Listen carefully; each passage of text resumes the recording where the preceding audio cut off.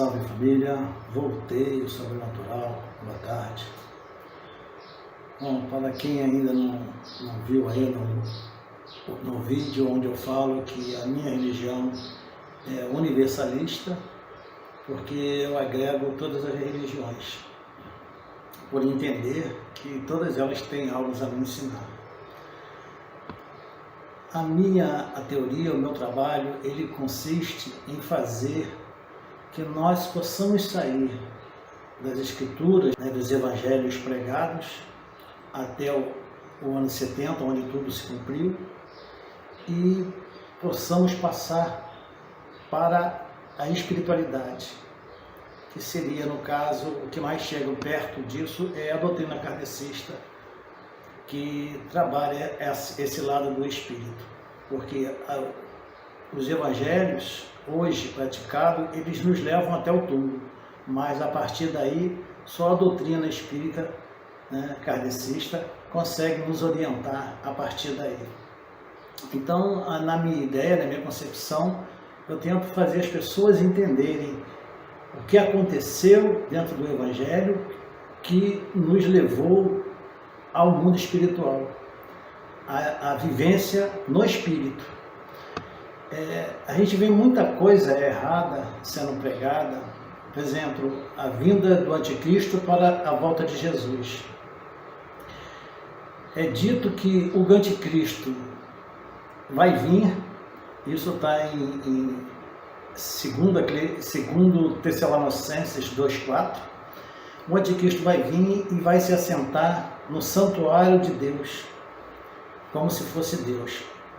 O santuário de Deus era um compartimento que abrigava o local dos santos e o santíssimo lugar, que era onde era feito as obrigações diárias.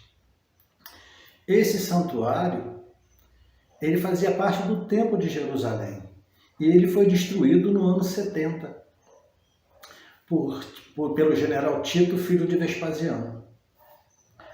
Vamos entender o seguinte, que se o terceiro templo fosse construído, isso nos levaria a crer que Jesus não era o Messias que havia de vir e anularia, portanto, todo o Novo Testamento. E nós voltaríamos à estaca zero, voltaríamos ao período judaico, à espera de um Messias. Porque, apesar de não existir profecias para a construção do terceiro templo, mas se por acaso viesse a ser construído, seria anular todo o Novo Testamento e ter que acreditar que Jesus não era o Messias que havia de vir e que devemos esperar outro Messias. Então, o terceiro templo não vai ser construído e o santuário de Deus que estava no templo foi destruído em 70.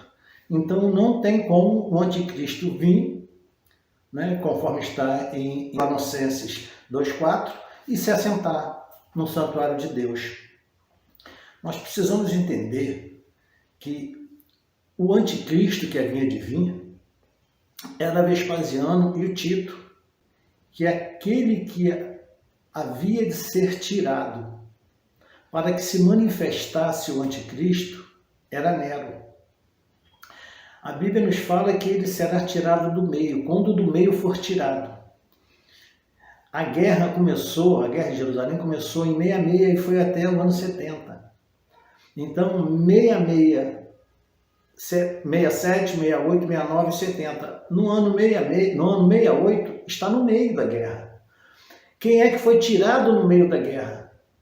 Quem foi tirado no meio da guerra foi Nero. Nero se suicidou em 68, abrindo o caminho para quem? Para Vespasiano assumir o Império Romano e o seu filho general Tito, e assim eles vieram e destruíram Jerusalém. Então, o anticristo que havia de vir era Vespasiano. O príncipe de Gog e Magog, o príncipe que havia de vir, é o general Tito, que por pai ser imperador é título de rei. E ele, por ser filho do imperador, filho de rei, ele é príncipe. Então, ele era o príncipe que havia de vir, era o general Tito, que veio e destruiu Jerusalém. O imperador Vespasiano e o general Tito, esses são os anticristos. Por quê? Porque quem foi tirado, quem detinha eles era Nero, porque Nero que estava no poder. Em 68, no meio da guerra, foi no meio, ele foi tirado porque ele suicidou. Quando ele foi tirado do meio, quem assumiu foi Vespasiano, que junto com o general Tito, seu filho, destruiu Jerusalém. Então, o anticristo é Vespasiano. O falso profeta, com certeza, é o general Tito, é o príncipe que havia de vir. E quem detinha ele para que tudo isso acontecesse era Nero. Quando Nero foi tirado em 68, tudo se cumpriu. Então, não existe mais isso. Não existe essa ideia que o anticristo vai surgir, vai sentar no santuário de Deus, querendo parecer Deus, se o santuário não existe mais porque o templo foi destruído. Então, tudo se cumpriu no ano 70. Então, eu pergunto a você, como poderá o anticristo sentar no santuário de Deus, como se fosse Deus, se o santuário estava no templo de Jerusalém e o templo de Jerusalém foi destruído no ano 70? Nós temos que entender o seguinte: o nosso espírito estava inativo para uma vida espiritual com a nossa consciência, com a nossa alma. Isso aconteceu devido ao pecado de Adão, que foi a desobediência. Através da desobediência, Deus percebeu que nós não tínhamos capacidade, éramos como crianças, meninos, a gente não tinha capacidade de ter uma consciência, uma alma com consequências espirituais. Então, o nosso espírito, ele ficou inativo para uma vida espiritual. Ele era nos dado após o nascimento, ele era nos dado e a partir da morte do corpo, a alma dormia com o corpo e o espírito voltava a Deus. Era como se um espírito emprestado para a gente. Porque a gente não tinha maturidade para receber, para assumir umas consequências espirituais da nossa consciência. É como você não dá um carro para uma criança de 5 anos dirigir, porque as consequências são dramáticas. A mesma coisa aconteceu conosco. Então, esse espírito ele ficou inativo. A partir de Cristo, tudo mudou. Porque é dito na palavra do Senhor que Cristo vivificou o nosso espírito. Se você for no dicionário, vivificar é dar vida. Se deu vida é porque não tinha. Então o que aconteceu? O nosso espírito foi vivificado. Quando Jesus conversou com Nicodemos, que ele disse que era necessário nascer da água e do espírito, era isso que ele estava falando.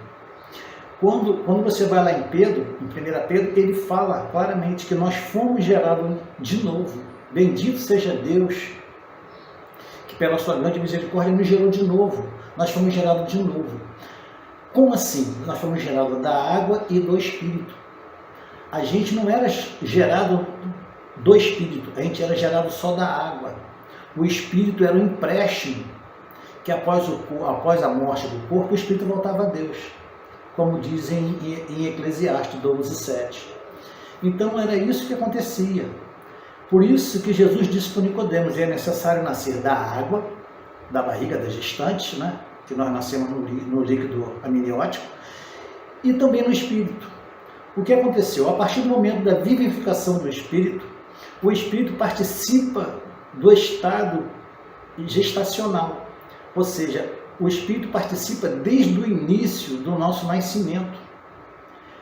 Então, nas primeiras horas que há fecundação, o Espírito vem e começa a participar desse processo. Então, a partir dali, da vivificação do Espírito, nós passamos a ser gerados na água, né, no líquido amniótico e também no Espírito, que o Espírito participa. Então, não existe mais isso que, morrendo o corpo, o Espírito volta para Deus. O Espírito voltava a Deus porque era como se fosse um empréstimo. Ele não era nos dado definitivamente. O Espírito, a partir do momento que ele foi vivificado, ele foi nos dado definitivamente, ele faz parte. A nossa consciência, a nossa alma está com o Espírito. Não está mais como no corpo, como era. Morrendo o corpo, a alma ficava junto com o corpo. dormindo no Senhor, como diz os evangélicos, né? Mas não é isso mais. A alma, a nossa consciência, que é a alma, está atrelada ao espírito, ela pertence ao espírito. Então o espírito, morrendo no corpo, o espírito sobrevive, conservando a sua individualidade. Eu, após o desencarne, vou saber quem sou eu, quem fui, o que eu fiz, quem é meus pais, minha mãe, irmão, filho, o que eu fiz de bom, o que eu fiz de ruim, tudo. Por isso que a nossa consciência nos julga, por isso que Deus escreveu as leis dele na nossa consciência, para que a nossa consciência nos julgue após a morte. Não existe mais um juiz, nenhum juízo final. Isso aí foi para o ano 70, foi o povo judeu, eles que foram julgados, porque eles viviam sobre a lei. Então eles foram julgados de acordo com a lei. Esse pecado de Adão que nos causava a morte espiritual, a gente não tinha vida espiritual. A lei que foi dada para os judeus, se eles conseguissem viver e cumprir toda a lei, a alma deles, a consciência, não ficaria na sepultura, como diz em Eclesiastes. Por quê? Porque uma vez que eles cumprissem toda a lei, eles ressuscitariam em espírito e não ficaria dormindo. Assim como aconteceu com Cristo. Cristo cumpriu a lei, por isso Cristo ressuscitou em espírito. O que aconteceu foi que em 70 tudo se cumpriu. Em Romanos 8:2 ele fala a lei do espírito de vida. Nós estamos agora na lei do espírito de vida. O nosso espírito sobrevive à morte, ele ressuscita após a morte. E nós hoje estamos vivendo a lei do espírito de vida. E quem nos traz o conhecimento sobre essa vida espiritual é a doutrina espírita. Quando eu falo doutrina espírita, não me refiro ao Umbanda, nem o Candomblé. Quando eu falo espírita, é religião espírita, é o kardecismo. Ele que nos esclarece as coisas que estão sobre nós, nessa lei do espírito de vida, após a morte. Por que os evangélicos evitam tanto nisso? Porque se isso vir a ser esclarecido para o povo, é como pegar, esvaziar as igrejas e jogar todo mundo no centro do kardecismo. É uma transferência de público. Aí acabou as igrejas, acabou os dízimos, acabou a oferta, acabou tudo. Entendeu? Então é por isso que nada disso é falado. Eles combatem sempre dizendo que são demônios. Eu vi minha mãe, é demônio. Eles não voltam. Não, é Eclesiastes 12:7. Eles combatem isso, esse jargão é sempre o mesmo. Eles dizem que não tem reencarnação. A reencarnação nos foi dada a partir do ano 70. Porque até então, a alma, ela ficava no corpo. A nossa consciência ficava no corpo. Como que ela poderia reencarnar? Se a alma não tinha o seu próprio veículo, o seu próprio espírito para poder reencarnar.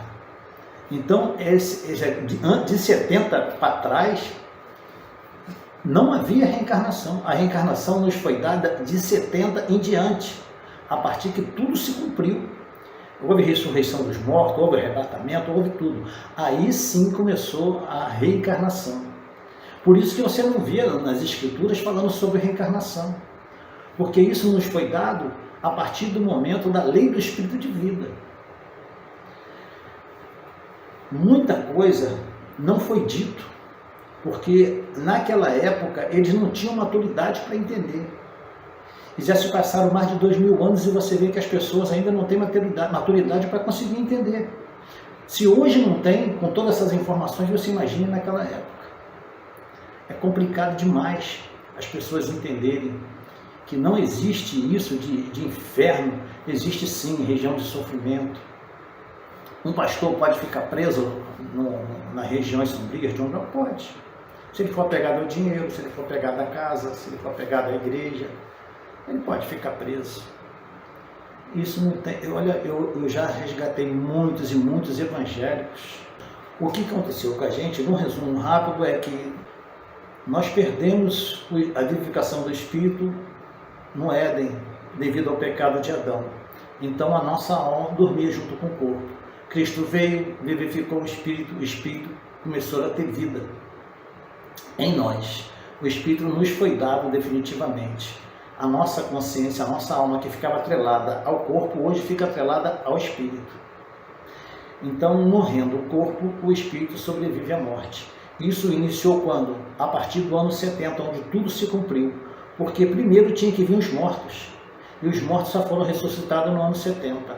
Então, primeiro foram os mortos e depois o arrebatamento. Aí nos foi dado o espírito de vida para que nós possamos reencarnar, e através da reencarnação nós podemos evoluir, ter a nossa ascensão no mundo espiritual. Eu costumo dizer assim, que a colônia é o meio. Se você conseguir uma evolução aqui na carne, que você consiga ultrapassar a colônia espiritual, ir para um céu acima das colônias, você teve uma ascensão espiritual, você subiu no degrau. E você provavelmente não vai precisar mais reencarnar, a não ser que você queira reencarnar. Mas enquanto você estiver saindo daqui e indo para a colônia, você vai ficar na roda de samsara, você vai ficar no loop, você vai sair daqui, você sabe que precisa passar por isso para poder você subir aos céus, você vem de novo e desce, reencarna e volta, consegui. Você vai para o céu acima das colônias. Então a colônia ali é o intermediário. Você fica no loop até que você consiga subir aos céus acima das colônias espirituais. Enquanto você não conseguir fazer esse giro e ir para o céu acima das colônias, você vai ficar reencarnando e vai ficar morrendo. É dito que ao homem está ordenado morrer uma vez e vindo logo depois o juízo. Isso foi dito em 62, o juízo só chegaria no ano 70. Por isso que foi dito isso. Realmente naquela época estava ordenado ao homem morrer uma vez, porque ele morrendo, a alma dele ia ficar dormindo e só ia acordar no ano 70 para o juízo. Então ele só morria uma vez, porque ele não reencarnava, ele não ressuscitava, ele ficava dormindo.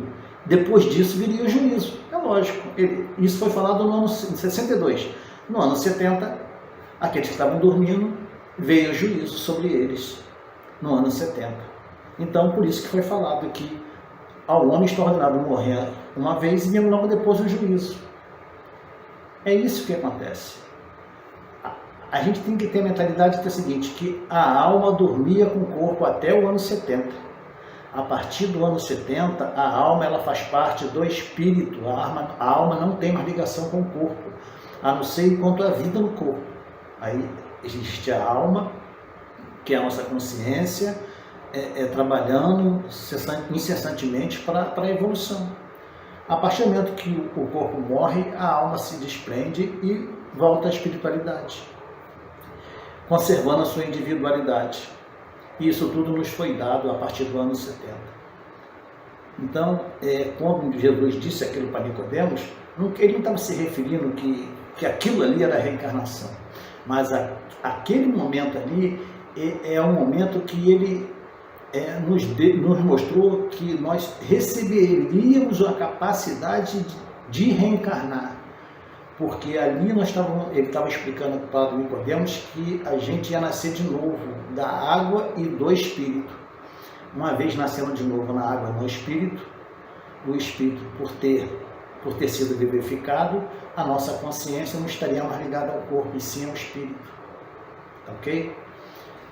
Então o meu trabalho, né, além dos resgates espirituais, é fazer uma ligação dos evangélicos até o ano 70, onde tudo se cumpriu, e a partir daí nós entramos na doutrina kardecista, porque é só ela que nos explica o que acontece após a morte do corpo físico. Nós estamos caminhando para que todos se esclareçam. Eu vejo que muitos espíritos ficam perdidos porque eles não sabem o que aconteceu com eles, porque estão ali, eles voltam para casa, muitos parentes veem eles, mas quando falam na igreja eles dizem que era demônio, e por aí vai. É terrível a desinformação, a falta de conhecimento, a falta de entendimento das escrituras, ok? Então sempre que eu puder, eu vou vir trazendo uma mensagem para vocês, uma explicação. Ouça esse vídeo 2, 3 vezes, o tempo que as vezes que vocês precisarem, para conseguir entender o que eu tentei passar aqui para vocês. Se for preciso, vai na Bíblia, lê a Bíblia e vocês vão entender o que eu estou querendo passar para vocês, ok? Fiquem na paz, que Deus abençoe a todos e até a próxima, se Deus assim permitir.